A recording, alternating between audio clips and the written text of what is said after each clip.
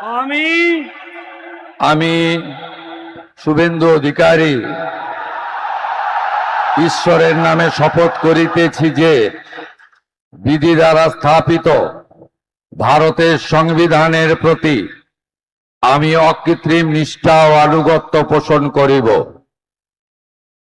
আমি ভারতের সার্বভৌমত্ব ও অখণ্ডতা রক্ষা করিব।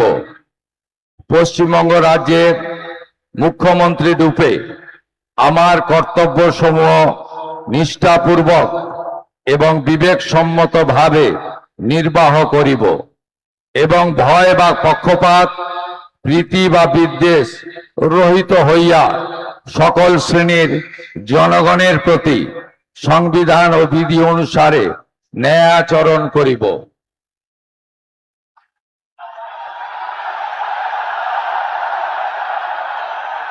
আমি